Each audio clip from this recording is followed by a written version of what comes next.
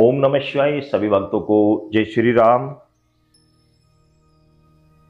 अभी मेरे पास एक कमेंट्स आई थी कि गुरुजी ये बताइए कि अंडा या मांस खाने से पाप लगता है क्या। बहुत ही इंपॉर्टेंट सवाल है। आप लोगों के भी मन में ये बात आती होगी कि अंडा खाना चाहिए या नहीं खाना चाहिए, मांस आदि का भक्षण करना चाहिए या नहीं करना चाहिए, करें तो क्या पाप लगता है। अंडे को कोई कुछ बताता है, कोई बताता है बीज से तैयार हो रहा है, कोई कुछ बताता है, कोई कुछ बताता है अंडा आलू के समान है, कोई कुछ कह रहा है कि भाई अंडा खा ले तो आलू के समान है, कोई फर्क नहीं पड़ता, कोई पाप नहीं लगता।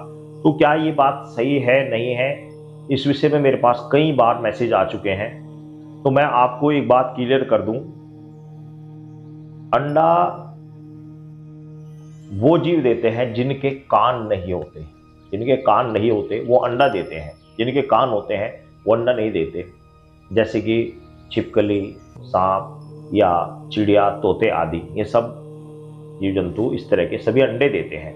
तो ये जो अंडे देते हैं, इस अंडे के अंदर से ही जीव पैदा होता है, ये सभी को पता है। अंडे से ही आगे दूसरा जीव तैयार होता है।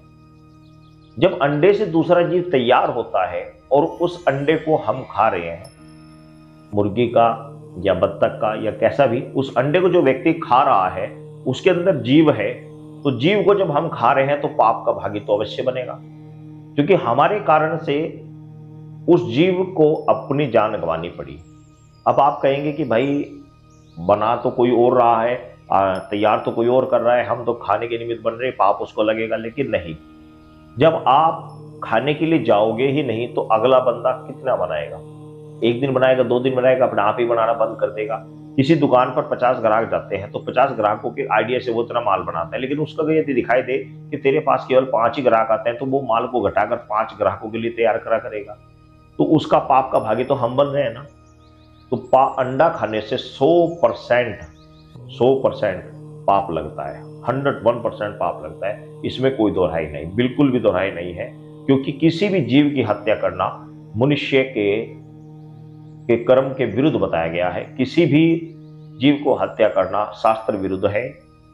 दूसरा आता है कि क्या मांस को खाने से भी पाप लगता है। तो देखो, मांस की बात ऐसी होती है, मंदिर में बैठे हैं लेकिन बात वो बतानी चाहिए जो सही होती है और सही किसी को सलाह देनी चाहिए। हम उसके भी निमित्त बन रहे हैं। कोई व्यक्ति काट रहा है, कोई व्यक्ति बेच रहा है, हम उसको खरीद कर ला रहे हैं, उसको खा रहे हैं, तो उस चीज में, उस पाप के हिस्से में हम भी भागीदार बने। उस पाप को हमने भी कमाया है। तो इसलिए मांस या अन्य अंडा आदि खाना शास्त्र विरुद्ध है। शास्त्रों में इसका किसी भी स्थिति में कोई उल्लेख नहीं है।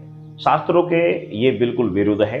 तो यदि आप इन चीजों को खाते हैं तो 101% आप पाप के भागी बनते हैं, 101%। तो और दूसरी बात ये भी है कि मांस मदिरा खाने से, अंडा खाने से मन दूषित होता है, व्यवहार में परिवर्तन आता है, राक्षसी प्रवृत्ति जागृत होती है और रजोगुण में उत्तेजना आती है, रजोगुण ज्यादा बढ़ता है।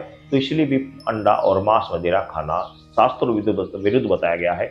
इसलिए मेरी सोल्यूशन में रहेगा कि बिल्कुल भी इन चीजों का सेवन नहीं करना चाहिए।